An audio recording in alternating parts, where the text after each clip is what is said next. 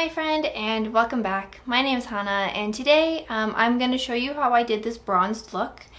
I saw that the new mini bronze palette just came out, and when I saw that palette, I instantly thought of another bronze palette that I had in my collection.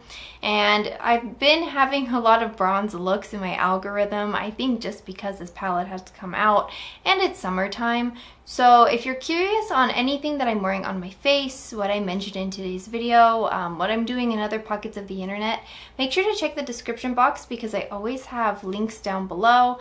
So in today's video, I will be using the Nabla Analog palette. I think this came out either like towards the end of last year or like this time last year.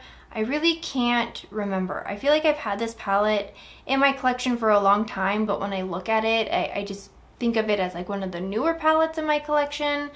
But honestly, my sense of time is all kinds of messed up. So anyway, when I saw the Natasha Denona mini palette, I thought that I could kind of achieve that same kind of look with this palette, like at least with the swatches. This palette is obviously like warmer, as you can tell. It's more of like an orangey red kind of base, but I do really enjoy playing with this palette. So if you would like to see how I achieved this look and how these shadows play, please continue watching.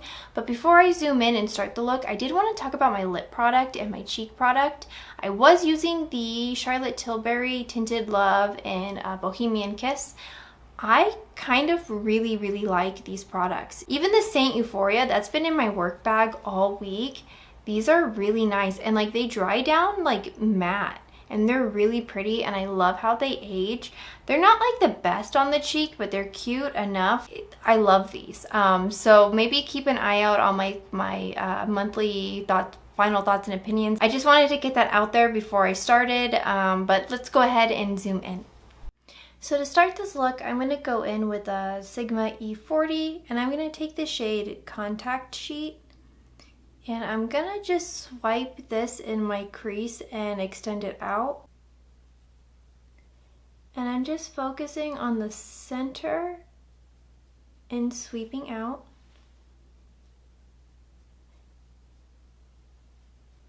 And then I'm going to take a smaller Nabla brush, it's just a little flat brush, and I'm going to take Contact Sheet and I'm going to apply it to the lower lash line.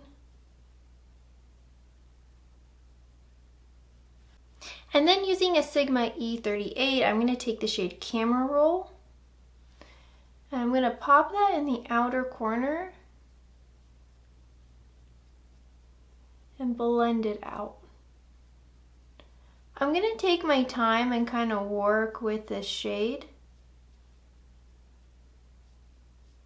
because this is really the shade I use to kind of, I don't know, make the eye more sultry. Like this is the shade that kind of pops out when you're looking at the eye.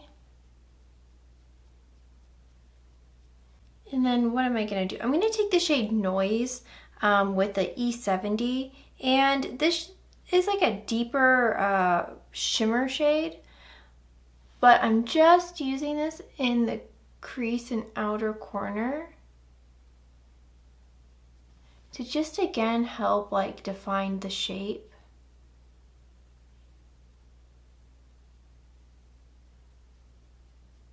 And then I'm going to take the shade Overexposed and I'm taking it on an E27. I like these smaller flat brushes for my lid. I am going to spray my shadow. But like I was saying, I like these smaller brush shapes because I can really get it on the lid and get it where I want without going overboard. Like I like to work with smaller brushes. I feel like I have better control over them. I'm just kind of pressing it in and sweeping it across. What I like about this particular shimmer is that it is more of like an eye topper, so there's not really like a base underneath. So I still get that wash of color without having like a shade on the lid. I have a little bit of like hooded eyes, so you can't really see a lot of the work that goes on if I do use a lot of shades. And then I'm going to take the E54 and I'm going to go into the shade Dark Room and I'm going to stamp and blend this out. I'm using this as like my liner.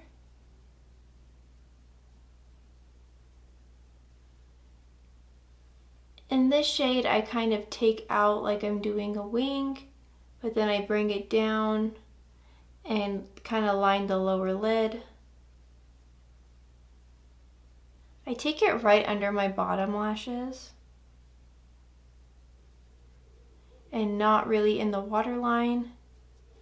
I always have to be very careful in the inner corner, because if you go too heavy and you make the line too fat, you almost kind of like, I don't know, shrink your eye space. And I believe this shade is like a cream to powder, so like I always really like using this as like a brown liner. It's one of my favorites. And then I am gonna take a little bit of the ColourPop Honeydew shade. But with this particular shade, I'm not going to take it all the way across my waterline. I take it like right where my eye meets. So like right here you can see it's only right in the center of my eye. I don't remember who I heard this from, but it's a technique I use in my cosplays to give me like a bigger eye without doing too intense of an eye look. And it looks really pretty. I'm gonna put my mascara on off camera because I don't think I really need to explain that, and there's just something weird about like watching someone have a contraption to their eye. So when I come back, I'll be zoomed out and we can kind of wrap up this video. And this is the final look. I really enjoyed how this look came out. It's one of my like eyeshadow formulas that I go to very often. I can just kind of plug in shades as I need. But I also wanted to take a moment and talk about Nabla as a brand because they just released their new Cupid's Arrow, or at least some new shades in their Cupid's Arrow line. And it was one of their like multi-purpose kind of products. You can use it as like a cream eyeshadow. You could use it as a lip liner. I think even as like blushes and things is like the hope, because they have like a range of different shades, and they just came out with these like pastel, like neat or very like vibrant. I wouldn't say that they're pastel because I think some are neon. Like the yellow seems very neon to me, but there is like a lilac shade. Anyway, those like more bright colorful shades are limited edition, so if you were interested I would check it out now.